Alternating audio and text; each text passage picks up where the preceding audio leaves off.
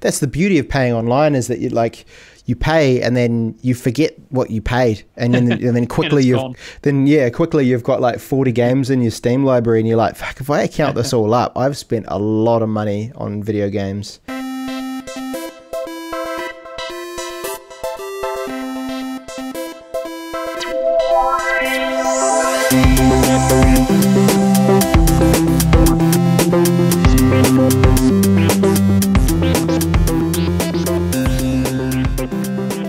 Good afternoon, everyone, and welcome back to the Overcast Gamer Show. It is Sunday, the 15th of October. We're actually recording on a Sunday again. My name is Abe Foster, and I'm joined by... Regan Harper. Balthazar Valentine. And I don't know about you guys, but I'm feeling a little bit tired. Not in a bad way, just a wee bit tired. I've I kicked the coffee about 2 months ago. I've been off coffee now. But then, to be fair, like, you weren't a big coffee drinker before that, right? You came on, you found coffee, and you were on coffee for a couple months, and then you have kicked it again. Is that sort of the... Okay, let me give you a brief history of my relationship with coffee. So good. I was actually a pretty big coffee drinker all the way up until university. Oh, right, yeah. There was a particular night where we had a big row, big party kind of thing. And I had some assignments due in the morning, and when you're a uni student, your priorities change, and you want to get have a bit of a good time and not worry about having to write 20,000 words in one day. Big time. So the next morning I wake up and I'm pretty tired, pretty hungover, and I decide, shit, I'm gonna need a coffee to get through this. So I boil myself up a whole plunger, and I think, shit, if one cup of coffee gives me that much concentration and that much get up and go, the whole plunger should just magnify the effect, right? So I drank the whole plunger of coffee in one go, like in one sitting, or did you? Yeah, just in one God, sitting. Yeah. Jesus. And then I went to the library to try and do my assignment, and it was one of the worst experiences of my life. It was absolutely awful, and I swore off coffee for 5 years after that. Tell me about the effects of it. Was it sort of was it the laxative effect, or was it like a nauseous feeling, or what? It was like a little bit of all that good stuff. A little bit from column A, B, C, all the way to Z. Yeah. Like, I've never, talk about trying to concentrate when you have that much caffeine coursing through your veins. It's impossible to concentrate on anything. My mind was racing. It goes out the other end, doesn't it? It goes, then you sort of get, you develop the self-loathing that comes with not being able to concentrate and having done something awful to yourself. Like, it's mine. It's only my fault. Yeah. So, yeah, and then I didn't drink coffee for about 5 years, and then last year I sort of got back into it because I started becoming friends with someone who was a big coffee drinker, and I still really like the smell. So I started drinking again, and I was like, oh yeah, my old friend, why have I been away from you for so long? And and then just recently I've had enough of it. It swings and roundabouts with me and coffee. I've given it up again. So yeah, interesting. I see. Mine is way too much of a long-term addiction for me just to be able to just stop drinking. I don't know, like this morning, like I actually genuinely thought to myself, okay, I'm not going to have a coffee today. I'm going to see how it goes. We get up, and my girlfriend's like, hey, do you want a cup of tea? And I was like, nah, make it a coffee. Like, and I knew in that moment when I made that decision, I knew I was making the wrong decision, but then I just went with it anyway. It's clearly an addiction. I'm clearly an addict, but it was the 1 second that seemed to last a lifetime. Yeah, pretty much. Yeah, in movies where they have that like inner dialogue where it cuts away and they spend like 5 minutes discussing things with themselves, and then it comes back and it's only been a moment past. Then that was me. So you're feeling a bit tired. You set your life down one track when it could have gone down so many others. Exactly. Yeah, exactly.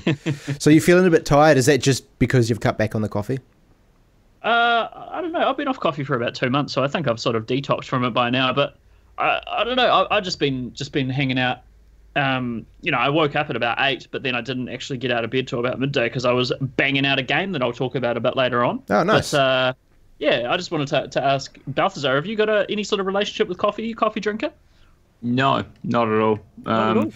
I try it once or twice every now and again. If someone at work claims they make a really good one, I'd be like, I'll try it. Maybe this will be the one that actually indicates to me that it is possible for coffee to taste good. But that's never been the case whatsoever. I loathe coffee. Not like it's one of those things where I don't like the taste of it, so I don't like coffee, but that dislike became loathing when the entire rest of the world is just obsessed with this foul tasting drink that's also bad for you. It's like, I don't. Yeah.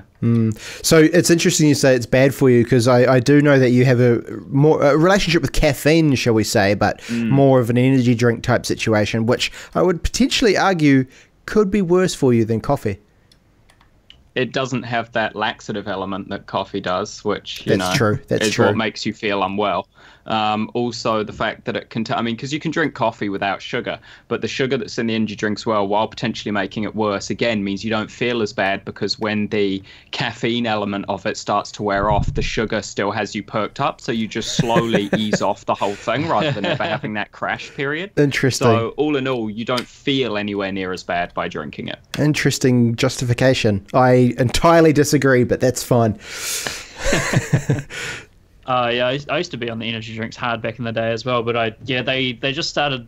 Well, I used to drink an alcoholic drink called Pulse. This was years and years and years and years ago. So this was a horrible, like, RTD style. It was sort of like Red Bull but alcoholic kind of thing. And it was just the worst. It was so pumped full of sugar that if you had some pulses and you woke up in the morning, your teeth would hurt.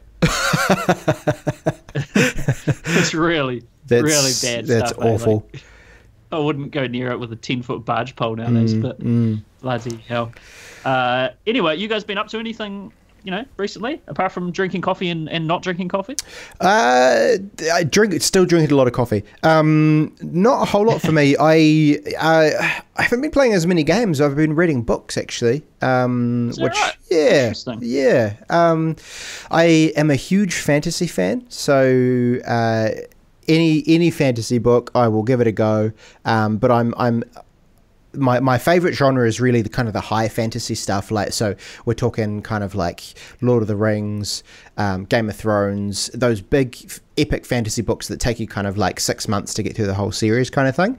And one of my favorite series, which is like the Stormlight Archive series by a guy named Brandon Sanderson.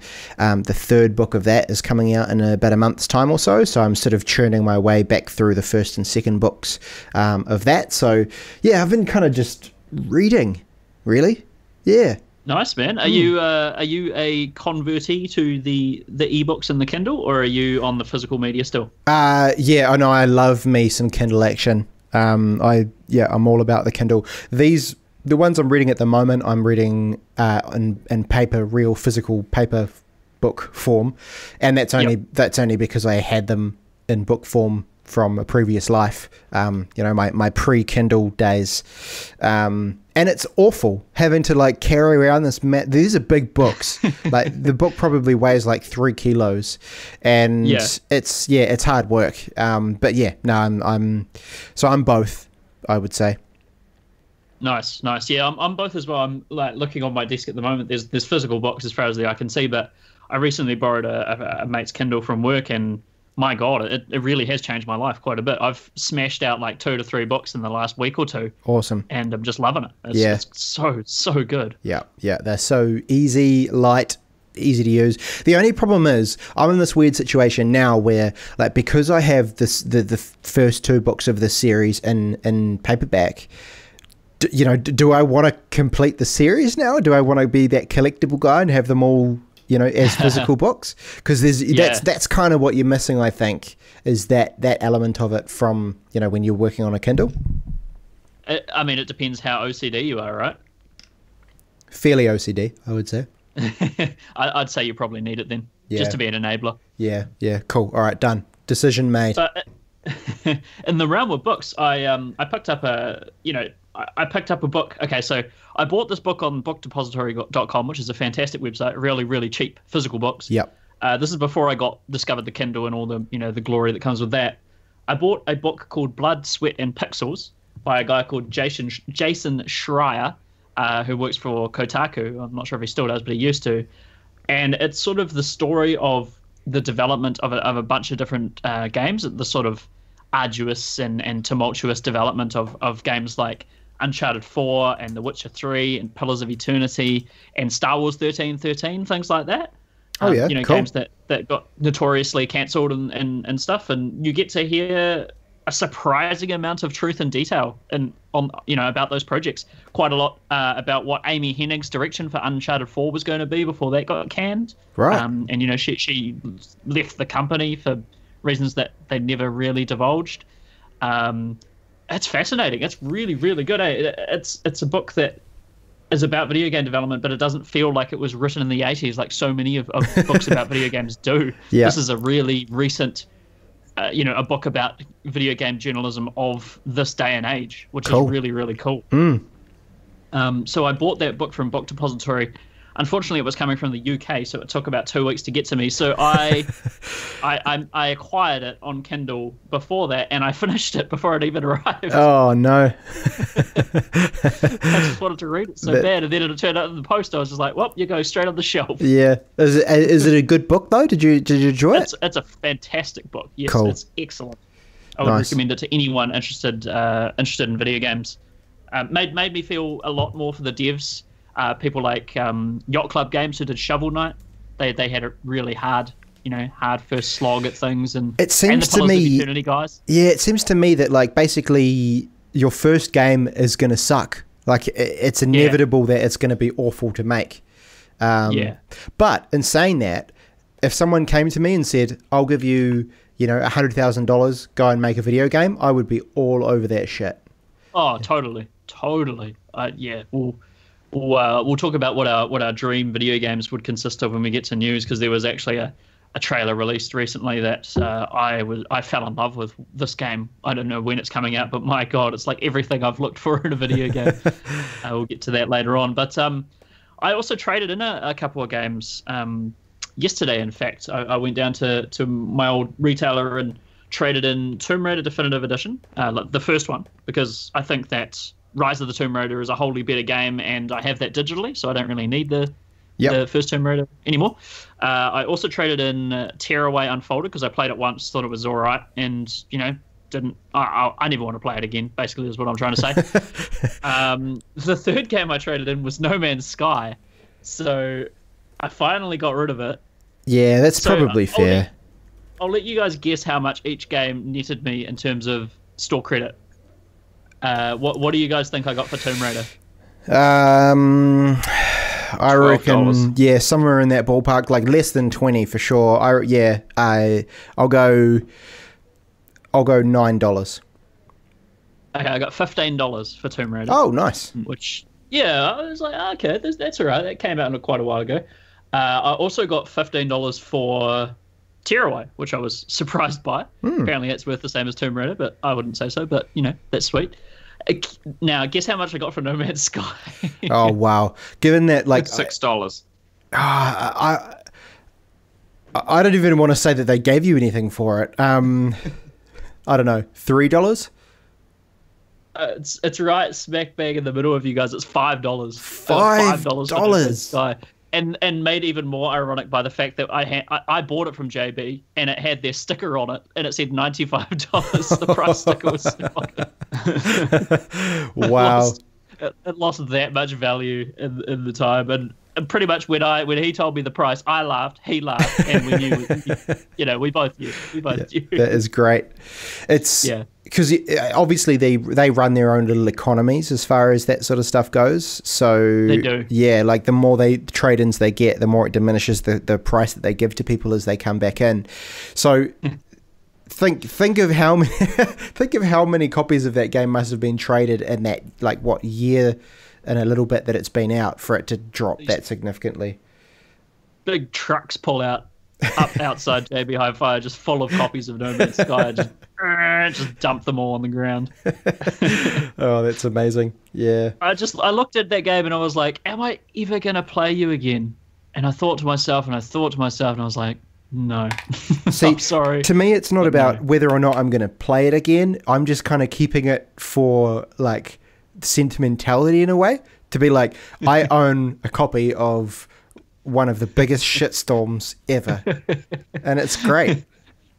Yeah, I mean, if you're thinking that's going to increase in value because it's so trashing, and I think you might need to think again because it's so easy to get a copy of that game. No, I don't think it ever will be, and that's fine. It's just for me. It's just for me. Thanks, Sean Murray. Get it put in a glass case and get it mounted in your living room somewhere. Yeah. Or maybe, I don't know. Maybe we'll make it up and as like a trophy that we can give away at the OCG Awards each year for like biggest shit show or something. That's actually a really good idea. Yeah, we should probably do that. I should have kept my copy so we could have dismantled it, turned it into a trophy. But anyway, what have we been playing, fellas? Balthazar, you have been dipping into Metroid. Yeah, I mean, Metroid's always been pretty much my favorite Nintendo IP, and I've just been playing the ones I never played. So I've played, except for the original, just Metroid, I've played all of the 2D side-scrollers, and I thought I would dip my toes into the first-person stuff, so I picked up the Metroid Prime trilogy on Wii. Nice. And I've been playing that. And it's been good fun. Partway through, I decided I also wanted to play something which I never thought I would find myself wanting to play. I guess I just wanted to see what all the fuss is about. It's a game called Metroid Other M, and it's somewhat considered the abortion of Nintendo. Like, of all the mistakes Nintendo has ever made, of which there have been untold hundreds, this is considered the biggest. Like, this is something they did with one of their sort of 4 or 5, flagship IPs that completely tanked the entire franchise to the point that there were no other games since then. So I wanted to give it a go. I was like, I want to see just how bad it is. And while I agree for a Metroid game it's terrible, I actually finished it yesterday, and it's not necessarily a terrible game. It's just a terrible Metroid game.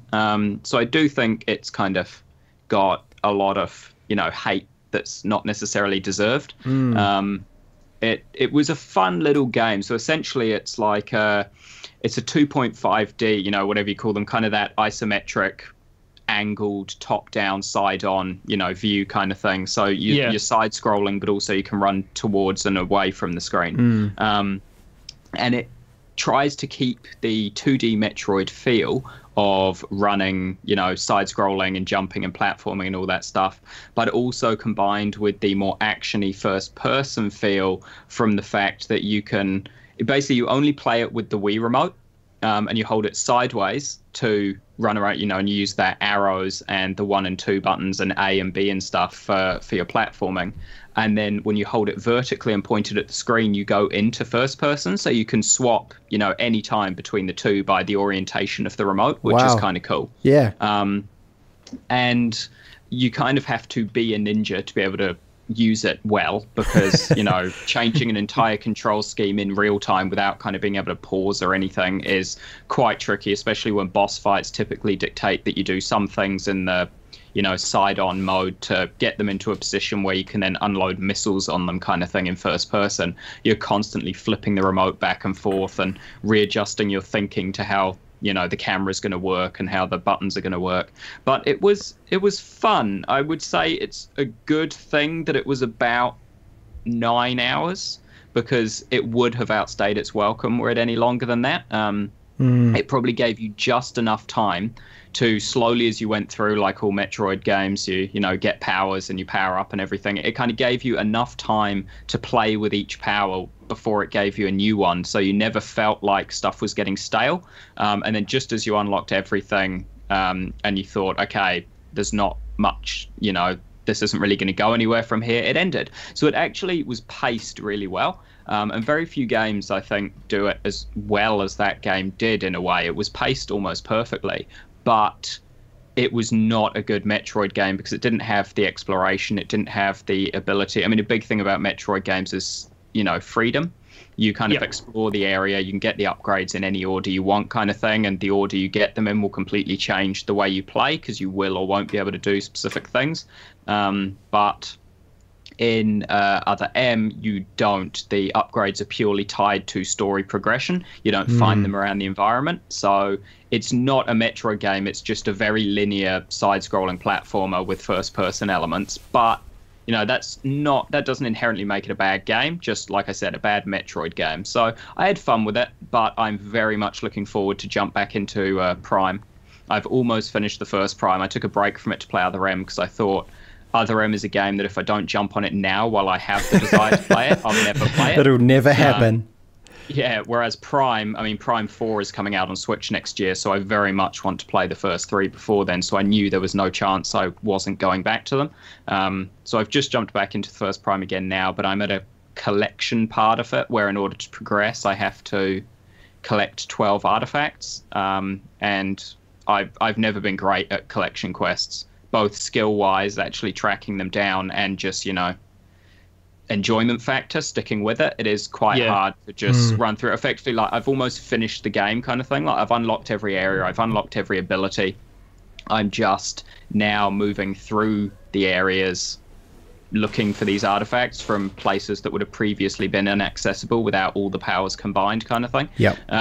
So it's fun, it's a test for everything, and presumably it's kind of educating you so that when you go to fight the final boss, you know what kinds of ways you're going to have to combine your abilities and stuff like that. But I'm also well aware that the first Prime game is although it's heralded as, incredible because it made first-person Metroid a possibility, and the Prime trilogy is among the highest-rated Metroid games, I'm well aware of the fact that 2 and 3 are both infinitely better in terms of reception and gameplay and everything. So I'm really just pushing through what's a bit boring at this stage to get to the promised land kind of thing. The promised land. Yeah. So it'll be great. I'm actually really surprised how much fun, being someone who, I always have the latest, tech and gadgets and all that stuff.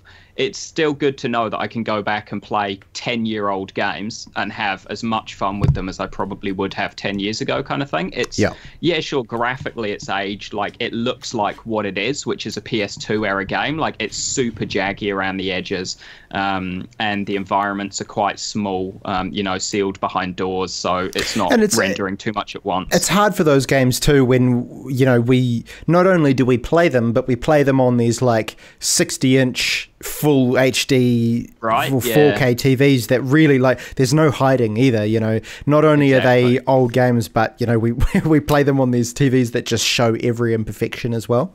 That's true. But despite that, it's aged pretty well graphically. I mean, yes, it's jagged around the edges, but that's really the only complaints you can make. Like, yes, you could also say, sure, that it's, the textures aren't immensely detailed and stuff like that, but at the same time, as someone who is a veteran of the Metroid franchise and has played all the side-scrolling games, that's not a bad thing, because they just kind of look like they're 2D pixel sprites sort of thing, but in a 3D environment, which, yes, is because it's a graphical limitation, but at the same time, it's not bad because it just makes them super recognizable and almost iconic kind of thing. So they're great. I'm really enjoying them, and I've just been. I got them all on Wii. I got the trilogy for $30, and I got Other M for $12 on Trade Me, which is a whole other thing. It arrived, new, fully sealed, and I just at that moment thought, because I got Prime Trilogy digital, and I thought when I received Other M in the mail, this is completely new, original seal and everything like that. Who the fuck is still hanging on to or receiving or making brand new copies of 10-year-old games? Where is this coming from? But it's mostly just been a hell of a lot of Metroid stuff, and it's been good fun to get back into the franchise. I re-picked up my old physical cartridge of Metroid Fusion on Game Boy Advance to play through again, because Fusion comes directly after Other M in the timeline. Man, really going all out on the Metroid. Nice one. Yeah. Gonna play, because it would be good to just chuck my old Game Boy Advance in my desk at work, so it's just sitting there, and if I find myself with a spare 20 minutes or whatever, I can just take it out and play for a bit. And then more recently I've just been playing Warframe again because the new update came out, Plains of Eidolon, the world's greatest free-to-play game.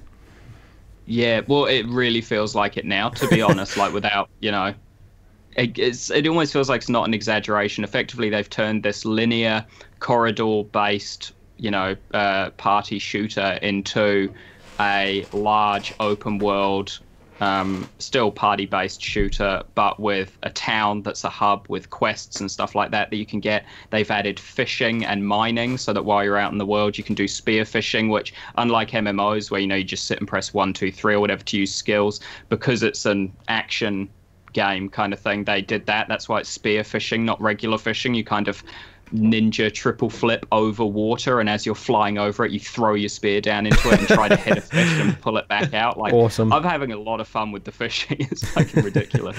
But yeah, it's crazy, and that's probably going to be what I burn for a while until I don't know, something new comes out, which is probably only a few days. Couple days away. Coming out every day at the moment. Yeah. We got South Park next Tuesday, and then a whole onslaught of other stuff the following week. So amazing new games coming out, and I'm playing free stuff and 10-year-old stuff. So. Yeah, nice.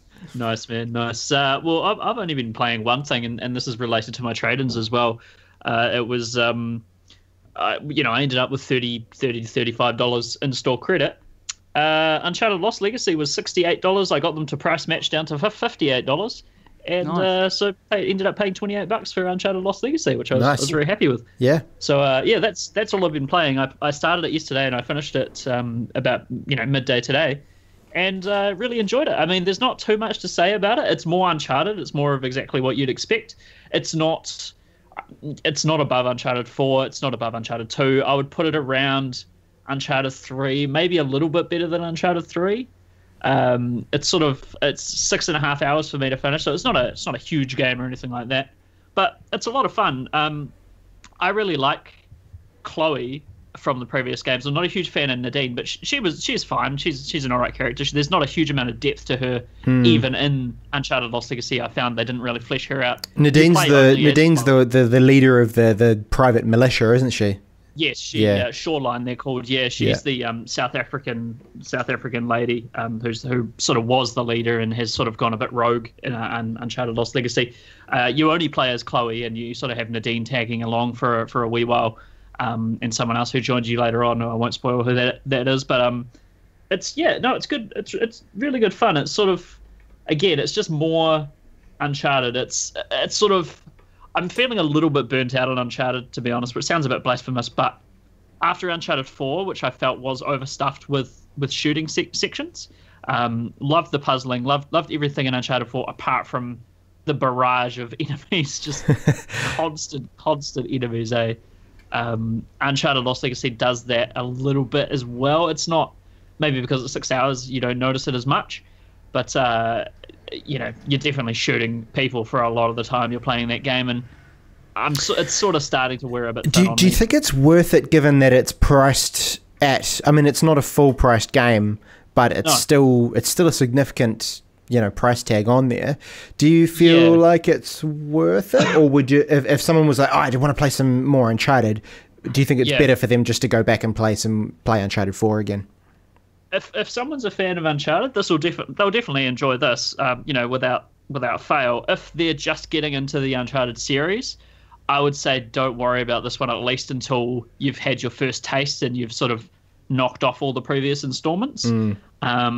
It doesn't. You don't really need to know. I mean, maybe there's a few references to Uncharted 4 in there. Probably help if you've played Uncharted 4. But it's set. I think it's either set parallel to Uncharted 4 or just after Uncharted 4. I can't really tell. They don't really delve into the timeline that much. It's sort of very standalone in every way. But there is really cool one moment which I won't spoil again, but it reminds me of the giraffe sequence from The Last of Us. Which one of my favorite moments in that entire game, and there's a moment like that in Uncharted Lost Legacy where I just sort of stood around for 5 to 10 minutes just being like, whoa, this is awesome. I love games. Games are the best. Yeah, games are the best. Nice. Yeah but I mean, if you can get it for like $50, I wouldn't say no. It's a really well made game for sure. It's just I'm a bit Uncharted fatigued at the moment. I want to see Naughty Dog go into some new territory. And I want Last of Us 2 as well, so whatever they can do in that realm. But apart from that, I haven't been playing anything else, but I have watched some things related to video games, and that is Noclip, Danny O'Dwyer, did a 6-part documentary series on the history and development of The Witcher and CD Projekt Red in general. And man, is it fantastic! Super in depth. You know, each part goes into a different part of either the company or The Witcher 1, 2, or 3. And it's just so fascinating. CDPR, my respect only grows for those guys every time I see or hear anything from them. And yeah, I just hope that one day, and you know, it's looking likely, I can go and pay my respects to them and maybe meet a few of them in person. It'd be pretty sweet. Yeah, it'd be awesome. It's Yeah. I remember when you mentioned that, like, I mean, and you posted on Facebook, and my thought was like, I'm sure there are so many people around the world who you know, they love CDPR so much that there needs to be some kind of way to pay your respects. Like, Yeah. you know, like there needs to be a shrine outside their office or something that you can go along to and just kind of kneel in front of it and just take a bit of time to be like, CDPR, thank you, you know. It's that kind of level. They're just so awesome. But those documentaries are all released now, aren't they? All They 6 are. of them? All 6 parts have been released. Yep. The last one about all the little details in the game, called Devils in the Details, that came out just the last couple of days. So yeah, go and you know, chuck up the playlist on YouTube and watch all 6 of them back to back. Take you a while. I would say it's probably like 2 or 3 hours worth for all of them. Yeah, they're about a half hour a piece kind of thing. So there's some decent content in there for you. Have you guys watched any of these yet?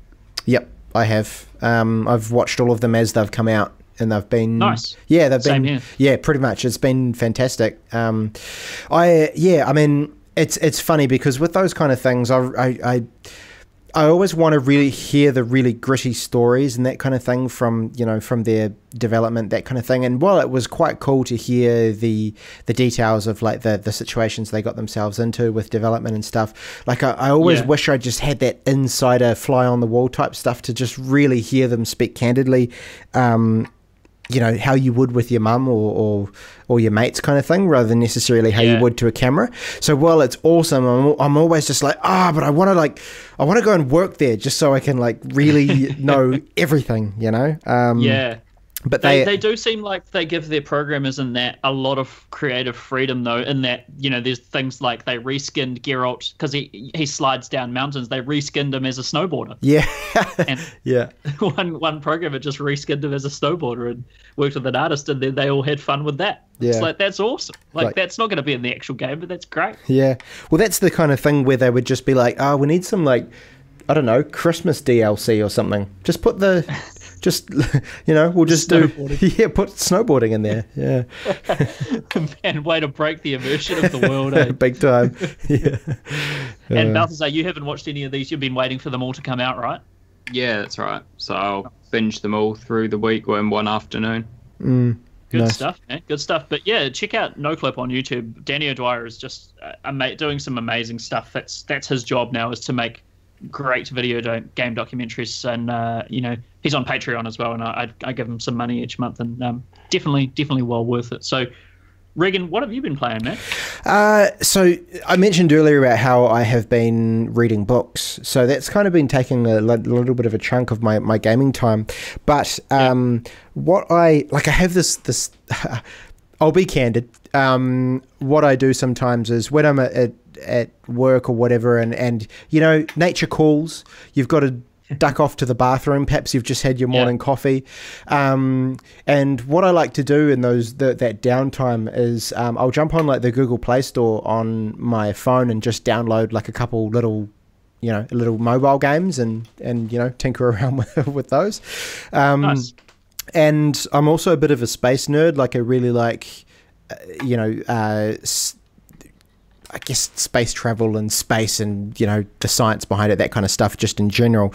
But I actually, in one of my Google Play forays, I downloaded it's a game called Space Agency, where essentially you build rockets and you fire off these rockets into space. It's kind of a 2D game where essentially you create these rockets. They're just in 2D, but you have to put them together with, you know, the boosters and the different stages and things in order to be able to complete these missions. So an example might be, you know, put a lunar satellite in orbit around the moon, and you've got to, you know, piece together a big enough rocket to be able to get into orbit around the Earth, and then enough to be able to shoot across to the moon.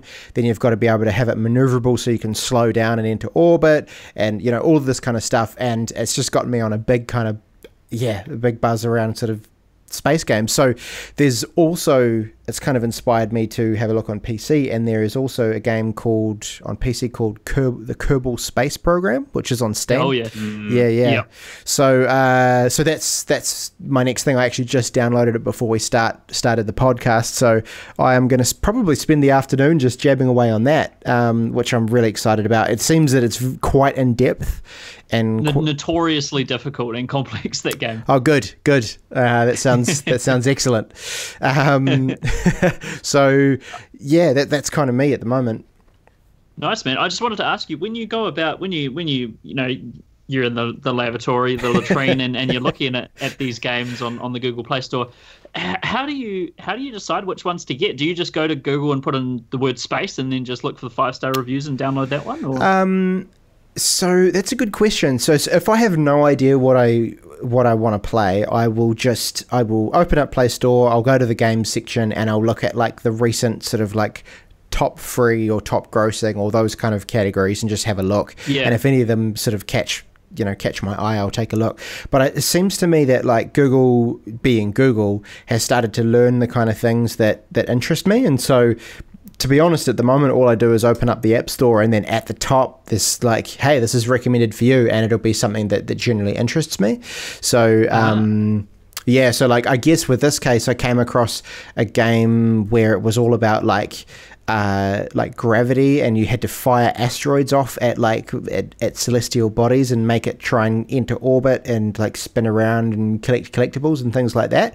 So it must have gone, hey, this guy, he's into space, or he's into, you know, physics games or something like that, and it recommended this other one to me. So yeah, it's just me being a Google whore, really. Nice. I haven't really delved into that many sort of free to play. I assume it's free to play, right? So like a couple of bucks or no, it's free to play. Nice. Yeah, I haven't really delved into that space much myself, despite working in it. Despite it being the industry you're in. Yeah. I don't know. I still game almost exclusively on my PlayStation. Really, sometimes a few things on Steam if they can, you know, not cause my laptop to lock up and explode, which most things don't. But yeah. Anything else you've been playing there, man? Nah, not really. Looking forward to getting into that, and and then obviously the games that are coming out next week. I'm quite excited about Gran Turismo Sport, so watch this space. Yeah. It's nice, very good. Well, we'll move into our next section, which is movies in general. We don't have a movies in a minute, because I have no confidence that I can't spoil this movie if I'm put on the spot. So it's I think it's probably safer for me to just talk about the movie in general, a brief overview of it. I went and saw a film in the last week at my local cinema, the Wairau Park Cinema. Very, very lovely establishment. It's a bit pricey, $19.50 a ticket. Jesus, little bit up there, yeah. But man, what a nice cinema though. It's sort of boutiquey and flash. And some youths were in my cinema at the start. They brought their fish and chips in, and they were told to leave immediately. And I was very happy. I was just so chuffed. I felt like I've never felt more like an old man. I was like, yeah, get out of here right now. The usher just came in and he's like, no, you guys, there's no hot food in the cinema, and you're gonna have to leave. And they left, and I didn't see them come back in. So amazing. It was I was very pleased, and I think I'm gonna keep going to that cinema and support it, because I like that sort of behavior. I'm willing to donate my time and my money to that, support that. So, but yeah, the film I saw was Blade Runner 2049. The new Blade Runner. You know, 30 years on, they made another one, and it's not directed by Ridley Scott. The first one was directed by Ridley Scott, guy who did all the Alien movie, or the first Alien, and then Alien Covenant and Prometheus, and he's also done Gladiator. He's done a whole bunch of litany of stuff. And Blade Runner 2049 I'm trying not to be hyperbolic. It's the best film I've seen this year. It's one of the best science fiction movies I've ever seen in my life. It is incredible, that movie. That's a massive claim. Yeah, it's just the cinematography alone should put it just up in anyone, put it up in the annals of history, in my opinion. The cinematography is astounding in this film. The lighting and the mood and just yeah. So anyway, it sort of follows Ryan Gosling, who, take him or leave him, he's pretty decent in this film. He doesn't really have too much to do, but he's good for what he has to. And it follows his character. He's a Blade Runner, and it's sort of just there's very little story, to be honest. It's more like a mood piece, and it just follows Ryan Gosling around and him trying to do Blade Runner things. I'm trying so hard not to spoil. Yeah, totally. There's so much to spoil. Well, see, it's interesting that this is the movie you wanted to talk about, because the one that I was going to mention was the original Blade Runner that we watched last night. Nice. And so we went in, I say we, this is myself and my girlfriend, we went into this not really knowing what to expect. And I would say the same thing about the original, in that it was very much a mood piece. Like, it was, aside from one moment towards the end where it's the sun breaks through the clouds for a moment, it's literally nighttime and literally raining the entire movie. There's no lights. Like, you go into anyone's apartment and it's just dark. Yeah, it's just like searchlights coming through the windows. Yeah, why is it so dystopian? But it kind of. It was, I couldn't quite tell whether or not it was just that it was an older film or whether it was just the style, but it was really slow paced. And it sort of was the same thing. Like, not a whole lot happened, but it was just all about the mood and all about the atmosphere, and I guess it sort of made you think a little bit towards the end. But yeah, it's interesting to hear the same things said about the new one. Yeah, it's very similar. In fact, I watched the old Blade Runner last night again, just to jog my memory, and watch the sort of restoration Blu-ray, whatever. That movie is, the restoration of that film, just as a segue, is incredible. Like, it looks like that could have been made yesterday. Right. That movie, the restoration of the original Blade Runner. But yeah, very, very similar. It's sort of more symbolic. The dialogue isn't really that great or expositional. There's a lot of symbolism in it, and it's sort of more poetic than anything. Yeah, especially in the original, I found as well, just watching it last night. But yeah, the new one is very similar. It has a hefty runtime on it, I will say, at 2 hours and 45 minutes. Whoa. Yeah, it's a big one. But I didn't feel that runtime on Blade Runner 2049. It has glimpses of other sci-fi films like Her, Spike Jonze's Her, which is a fantastic film if you guys haven't seen that either, in which the way in which it sort of deals with AI, and it sort of asks the questions, what's human and all that sort of stuff. Not original questions, but they're approached in a really interesting way, and the topic is given a lot of respect. So yeah, hugely recommend Blade Runner 2049. It took over Moana as my favorite film I've seen this year. So I was astounded. Nice. Yeah. We will move on into our discussion for the podcast, which I believe, Regan, you wanted to talk about controllers. Was it me? I think it was Balthazar who wanted to talk about controllers. Was it you, Balthazar?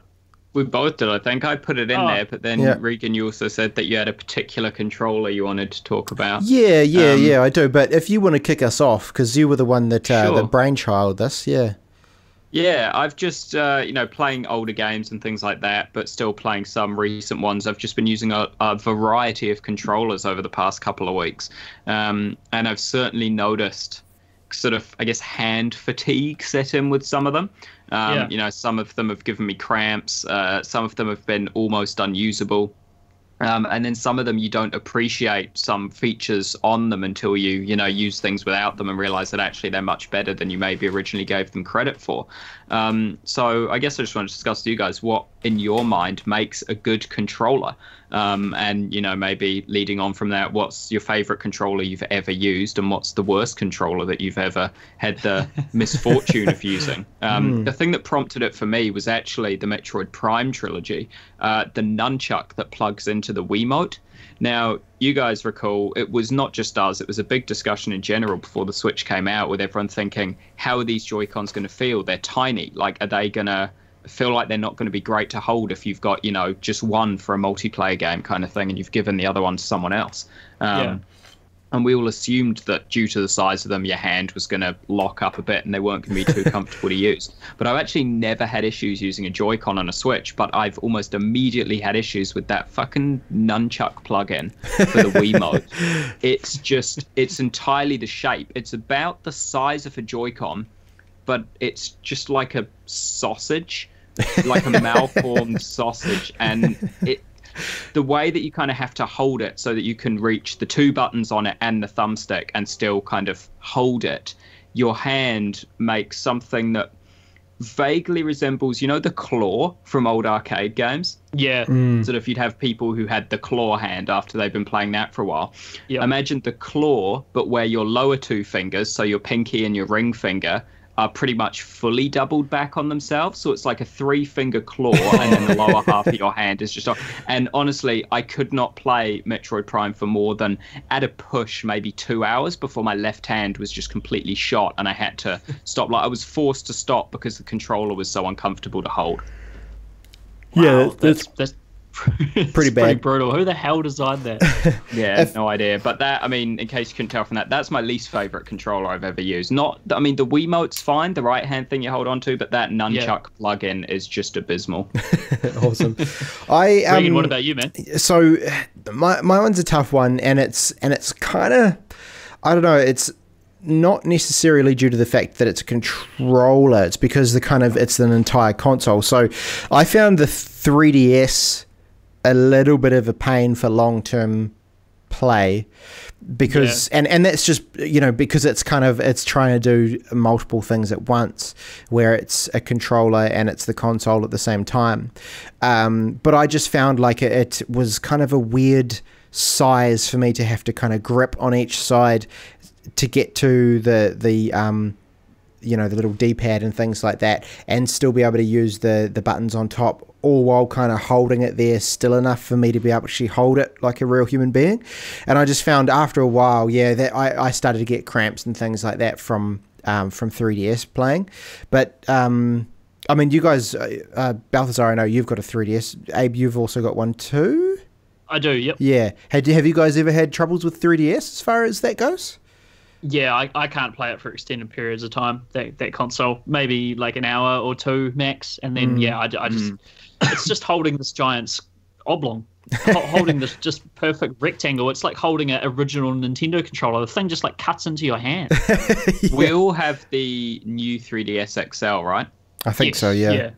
Yeah. So mine, I was the same as you guys. Like, it very much was the corners were, even though they were rounded, they were very prominent corners. And the way that you had to hold it to support the weight involved putting basically the palm of your hands on the two bottom corners. So it got uncomfortable pretty quickly. But after I got something from Japan for it, it became infinitely more comfortable, and I can actually, it never kind of pains my hand now. And that was, you know how with the regular size 3DSs, they released those not cases, but the panels where you kind of like slide the top out and you can slide a picture in or whatever, and they were like, they sell them at EB and stuff. They never did them for the big ones because you couldn't slide things in and out. So in Japan, they did these clip-on cases basically, so it clips over the top of it and has the picture on it.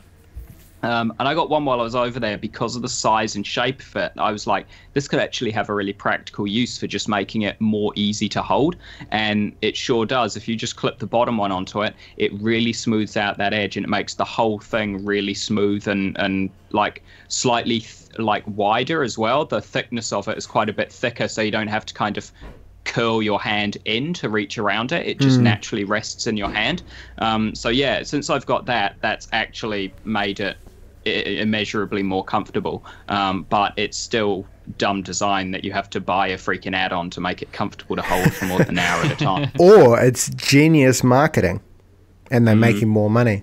But that's interesting. It sounds to me like the thing that makes a bad controller is the ergonomics and the ability to play it for a decent amount of time. But then it begs the question, what makes a good controller? I think it's probably important to consider the types of games that because controllers, in my mind, are quite closely linked to the types of games that we play. So it's probably important to think about like that, and as far as what makes a good game or good controller. Sorry, I don't know. What are you guys' thoughts? Favorite controllers off the bat? The Xbox One Elite Pro PC controller thing, the really expensive one. That's hands down, without a doubt, the best controller I've ever used. And it's not just because of the comfort, because it is, without a doubt, the most comfortable. And that's for me as well. I like weight behind a controller. I like to feel like I'm holding something. So the weight contributes to the comfort with that, because it's also the heaviest controller I've ever used, aside from an arcade stick.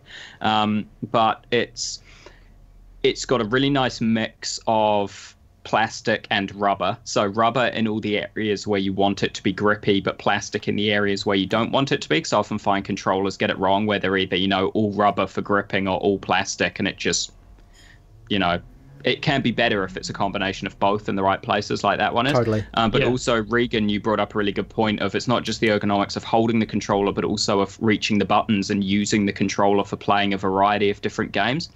And because that controller, you can pull the buttons out, you can rearrange them, you can pull the toggles off, like you can do everything with it. You can also map it to be more comfortable. Now, if you're playing a game that is just maybe a platformer, and you want easier access to the D-pad and the face buttons, you can just pull the thumbsticks out so that they're not in the way and rubbing against your thumbs when you're pressing the D-pad and stuff like that. So it just is, like, without a doubt, the best controller I've ever used. Hard to argue against that. What are your thoughts, Abe? I would say it used to be 360. I haven't played 360 in a very, very long time. But the 360 controller was perfect the last time I picked it up. I mean, being that my console of choice has been PS4 for the last, almost probably 2 years, over 2 years, I love that controller. I really do. If we're just talking about comfort and the feel of it, the look of it even, I think the PS4 controller is bang on. It's like a 10 out of 10. The only downside I have with the PS4 controller is I find the triggers, I think they're a little bit too pronounced. They're too okay. Sometimes I will be playing a game and I'll just let off a burst of fire and I'll just be like, what the? And, I did it when I was playing Uncharted. There was a really dramatic moment and I sort of jumped off a waterfall, and just before I hit the water, I let a shotgun blast loose. It just went bang, and I was like, oh, Jesus, what the hell? What's happening? I realized I'd accidentally squeezed the trigger a little bit too hard, and she just let off a round. And I do find that happens sometimes in FPSs and stuff that I play on the PS4 as well. Sometimes it'll just shoot, and I'll be like, "Oh Jesus, no, that wasn't me. I didn't ask to do that." But that's the only real qualm I have with that, apart from the battery life, which is abysmal, and they really need to sort that out, with the next iteration. But I don't know. I would say PS4, but I haven't played 360 in a very long time, and I remember absolutely loving that controller. So possibly 360 as well. I'll also you brought up battery life, so I'll just throw another controller out there that has had the best battery life I've ever seen in a controller, was the Wii U Pro controller. Unfortunately, the Switch Pro controller didn't quite carry over the same lifespan, but that Wii U one, I literally used it for about a year off the original charge. I never fucking charged that thing again. It's insane. I've heard it has 80-hour battery life. That is ridiculous. Crazy. Wow. Bang, the PS4 one has what, 5? It's brutal. I can't even get through one decent session with it. Like that's one charge done on the PS4 controller. Yeah. So I think my favorite, to be honest, I'm probably gonna have to go with PS4 as well, because it just holds a special place in my heart. I remember that jump from PS3 to PS4, looking at this new controller, just being like, wow, this is this is such a big step up. Like with the trackpad that that you can use to sort of, it's so much easier to type in and choose text and things with using that trackpad, and it being essentially its whole own extra button. And I don't mind the triggers. I think the triggers are okay. My biggest qualm, if I were to give a downside to the PS4 controller, is the thumbsticks. The gripability, I would say. So they only have that little kind of ridge around the edge of them that you can kind of grip onto with your thumb, and sometimes that's just not enough. And that would be the biggest downside to the controller, if you ask me. I've actually gone out. You can buy those those things that connect on to the controllers. I've got a couple of those on there, and it makes it so much easier, so much better. But that would be the one thing that I don't like about the PS4 controller. Aside from that, it's really good. If you asked me what I thought was the best controller in terms of like playability and versatility and that kind of thing, I think it's worth mentioning the Switch, just because the Joy-Cons impressive in their design, like the different ways that you can use it. Like, one person can have either side, you can have them on the little controller thing, and when you've got them in the little controller insert, it's actually pretty comfortable. Like, it plays pretty well, and then they work really well when they're in the actual screen thing as well. So I think like you've got to hand it to Nintendo for the pure design of the Switch controller as well. I think they did a bloody good job on that. Those, because I've heard criticisms of the Switch controllers, when you're playing Mario Kart or something like that, holding one of those in both hands, it's a little bit small. Like, it feels a little bit cramped. Have you guys not found that? Oh, yeah. I think if you've got them, if you're just holding one in each hand, then that's probably my least favorite configuration, because your hand, like, especially if you've got to use a trigger and the joystick, it's kind of, you end up getting a little bit of a claw on. But I think, the reason I mention it is just because of that versatility, like the fact that you can, you can play with your mates. One has one has the other, and those kind of things is just awesome. Nice. What about worst controllers? I mean, we've praised the hell out of a lot of controllers now, but what do you guys think is like the scourge, the bottom of the barrel? So I already mentioned, for me it was the nunchuck add-on, but if I could go full controller, it's the PS3 controller for me. Oh yeah. That thing, on a whole, like at a glance, if you look at a brand new out of the box PS3 controller, that's a perfectly fine, adequate controller that does the job, and it's not particularly uncomfortable or anything like that. But boy, did those things degrade quickly. The buttons got stuck in, the rubber on the thumbsticks actually just completely like tore off. And if you went a long period of time without playing them, they became really sticky. I don't know why. Like, I don't know what the fuck was on them, but they suddenly like just innately became goopy, which was freaking gross. And the way that they were just like fully rounded as well. Like, it was awful. It was just not a controller that was built with longevity in mind at all, or evolution of design and controls. Like, it was basically a wireless version of the PS2 controller, but with worse quality rubber on the thumbsticks. Like, that was all it was. They didn't try to reinvent the control or redesign it or anything. They literally just made it wireless, put cheaper rubber on the thumbsticks, and that was it. They never released a better control. They never did like a pro equivalent or anything like that, like they have with the PS4 and stuff. It was just that one damn controller forever. So if you wanted to play PS3 games, that was it. You had that piece of crap. Yeah, I have massive qualms with the PS3 controller as well. Just because I was a 360 owner and I only ever played PS3 every now and then.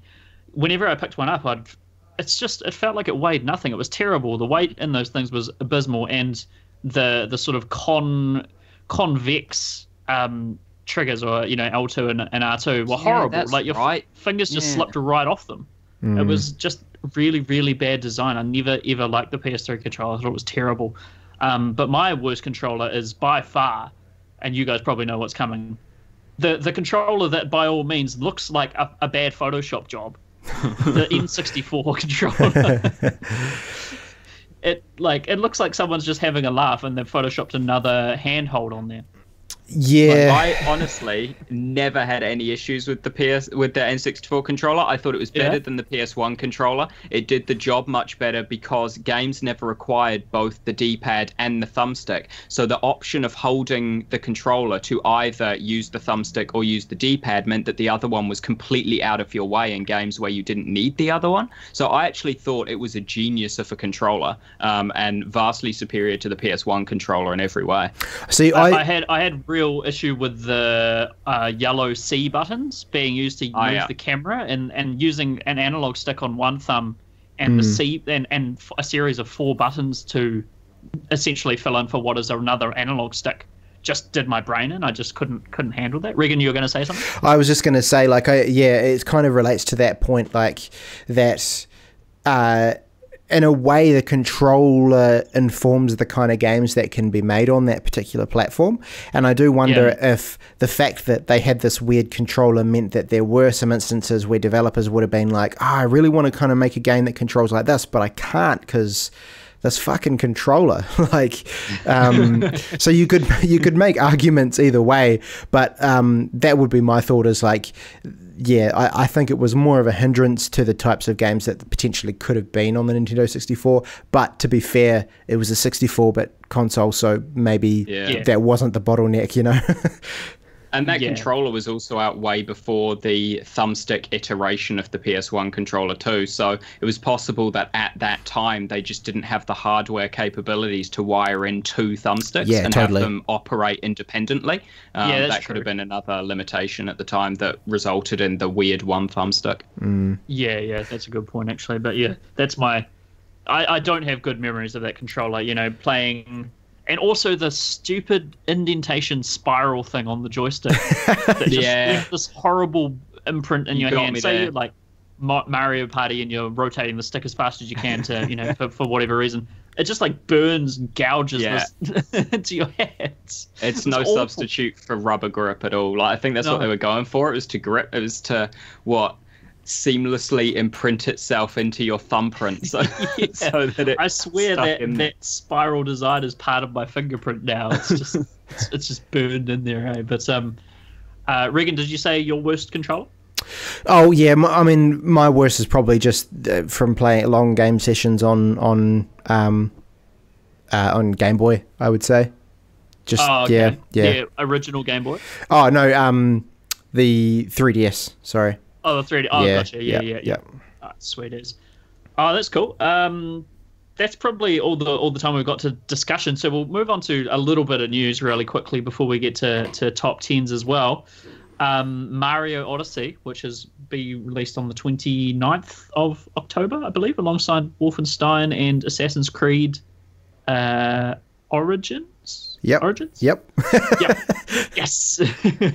Took a stab and they got it. Mario Odyssey's received its first review already. Like the review embargo, they're obviously confident in their product, Nintendo, and they've just let the review embargo up, 2 weeks out? This came out last week. Edge magazine from the UK, very reputable source, very reputable magazine. 10 out of 10, guys. Mario has received a 10 out of 10. Doesn't shock me. Doesn't shock me. It doesn't shock me, and I'm very happy for Nintendo that they're on the upswing. Did you read the article? I have not read the review. No, I'm staying. I'm sort of going media blackout on Mario now after that trailer that showed like everything. Yeah. No, so I might dive in and have a good read of it. But that is very promising. And I suppose for those people that were sitting on the fence as to how they want to go as far as a Switch, this could be that thing that pushes them over the line. Because I think, and you've got enough there now that it's hard to make an argument against getting one. You've got Mario, which is obviously an awesome game. Zelda, which has been proven to be an incredible game. You've got Splatoon 2, big old backlog of games on the Nintendo Store. So, yeah, if you don't have a Switch... Mario Kart, yep. It's all there. Shovel Knight is another good one. Stardew Valley just got released on Switch as well, which is another fantastic game. So there's Steam World Dig 2. Yep. Axiom Verge coming out on it soon as well. It's looking up. Yeah, let's also not forget ARMS, the world's latest and greatest esport. We've got Doom and Wolfenstein coming to it soon as well. That's right. Yeah, man, that's just gonna be weird. Yeah. That's all I can say about that one. It's just, I mean, great third-party support, awesome, but what an odd combination of things. I think it's cool. I was considering replaying Doom the other weekend, and I was about to put it on my PS4, and then I was like, you know what? No, I'm gonna wait. I'm gonna get it on Switch, and I'm gonna play it again on Switch and see how it is. On Switch. Nice, nice. I think when I pick up my Switch, I'm gonna do what you do, Balthazar, and just go fully digital. That's gonna be my new. I highly recommend it, especially if you get one of those whatever they're called, the ones with an X in the data type on them, so they've got the faster read-write speed because they do load games faster than the cartridges. So yeah. Oh, it's awesome. Sweet. Yeah, I'll just pick myself up a 100. What was yours? 128 gig. Mine's 128. Yeah, I feel like it's not necessary to get more because very few Nintendo games, like even the big ones, very few are bigger than 8 gig kind of thing. So with the exception, I'm thinking Xenoblade Chronicles 2 might be big just because in order to install the Metroid Prime trilogy, I had to clear space on my Wii U, and I looked on the hard drive, and apparently Xenoblade Chronicles X, which I downloaded to it, was like 49 gig or something, which is that's the size, for comparison, that's the size of Shadow of War on PC. So yeah. Wow, that's pretty damn impressive. Yeah. Awesome. Well, yeah, I mean that's all the news that's really happened. We've got South Park coming out next week, so we'll have a yarn about that at some point as well. We might even do like a first impressions or something like that if we can muster one of those. But yeah, I think we'll move into top 10. And Regan, I believe you have a sort of RTS. I guess it's an RTS, right? RTS gem. Yeah, well, I don't know about RTS. It's a classic RPG. It's kind of paved its own way in a lot of respects. But on my list, my next top 10 is Diablo, the original Diablo, not Diablo 2, although I could talk about Diablo 2. But this is, I guess in a way, this probably represents the franchise as a whole. Diablo is... well, for me, was probably one of the first games I can remember playing online. And I can't quite remember what it was about it that really captured me, but it was the whole top-down isometric view and there being the whole... it was, I think, the first time that I really got addicted to that whole loot game loop. So you're off, and basically the first Diablo, if you've never played it, there was just one town, and it was called Tristram, which comes up in the later games as well. And rather than exploring outwards from Tristram, there was a church that was said to be kind of haunted and had been overrun by demons. And basically the whole game was essentially you pushing deeper and deeper and deeper into the catacombs of this church until eventually you got to the bottom, which was essentially like being in hell, and you'd have to defeat Diablo to win the game. So it was all about kind of pushing further, having these randomly generated levels to this massive, huge dungeon, collecting loot, slowly getting stronger and stronger and stronger, bit of character development, all of that sort of stuff. It was the first time I'd been introduced to that sort of really addictive kind of loot loop, if that makes sense. And having different kind of character types you could play, it being quite straightforward in that, there was just, you would click where you needed to go, and that was kind of it. But yeah, like I was saying earlier, it was the first game that I can remember where I played it online. And this was like back in the day of dial-up, so it obviously didn't require a whole lot of bandwidth. But it was also kind of interesting because it was the first game where I kind of got into the whole sort of like, I don't want to say modding, but the cheating. I was a cheat, basically. I was a cheat. There was this, I remember distinctly, there was this kind of exploit with the game where, and this, you could do this even in the online version, where you would, I can't exactly remember how it worked, but you would drop a piece of equipment on the ground, and then you would walk away from it, and then you would click on it to go and then pick that equipment up. But before you pick it up, you would click on one of the potions in your little potion bar, and it basically took that potion that you had in your hand and duplicated the item that you were picking up. So it made a duplicate of whatever that item was. So if you had a mate who had like the best armor in the game, for example, he would just like drop a potion, duplicate his piece of armor, and give you one of them. And so like it was kind of game breaking, but in the same way it was awesome, because you could just really quickly and easily, if you knew a mate that had access to that kind of gear, you could really easily get access to it yourself. And so it was awesome. And from memory, I think, like I mentioned, the best armor in the game, I think it was called like Godly Plate of the Whale or something like that. And yeah, and so you would just come in, your mate would be like, cool, sweet, there's that for you, and you know, away you go, and you start destroying demons. So yeah, it was great. I have a really soft spot for Diablo in my heart, and yeah, it has certainly made my top 10. Nice. Well, you can pick that one up at any retailer for probably about $1.99. You don't need to pick it up. I think you would have trouble getting it to run on a modern PC.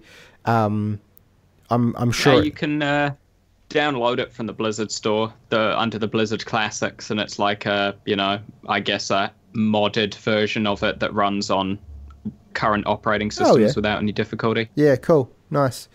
Is it free? No, it's probably like $5. I don't know. I haven't looked, to be honest. I just know it's there. It wouldn't be much, I'm sure. It wouldn't be the kind of thing that would present any difficulty if you went hunting for it, I would say. But yeah, it's a great game, and it's quite cool to think back on what that inspired as well. I think I remember watching something one time where they were talking about the original development of Diablo, and how it was going to be because this was kind of in the era where things like Baldur's Gate, those kind of games were happening, where you presented your actions and then the game would follow them out. And so I remember one of the developers talking about how it was an amazing epiphany that they decided to have you click on a monster and then have the guy run up to the monster and just strike them straight away. So like it was the first game where you would click on it and the guy would run up and swing a sword, and that was the impact. And so you would just start kind of spamming away. And I think the developer was just like, and we put that in the game, and then the first person to do it just like clicked on the monster, ran over and hit it, and we were just like, whoa, that's so cool. And yeah, and it was so, and it's informed a lot of stuff up until now. So there you go, Diablo on the list. Very cool. Well, just that book I mentioned at the start of the show, another one of the stories they go into is Diablo 3, the development of Diablo 3, and how they essentially burned themselves with their in-house, their auction house thing they had going on, and when they removed that, they sort of reinvented the game. So yeah, that was really interesting as well. I learned a lot about the development of Diablo and a bit more about Blizzard, so I found that really interesting. But that brings us to the end of the show again for another fortnight. Thank you for tuning in. If you've listened all the way to the end, we can be found at overcastgamer.com. We're on all your favorite RSS feeds and all that good shit. Twitter, Twitch, stream every Thursday night, 8 to 10 p.m. This week, I guess we'll maybe do some South Park or something, eh? Yeah, why not? Why not? We've got at least a couple of us who have South Park, so we should be able to do that. So tune in for some South Park Fractured But Whole. And until then, take it easy out there and enjoy your next 2 weeks. Goodbye. Goodbye. Crossfire! Brilliant.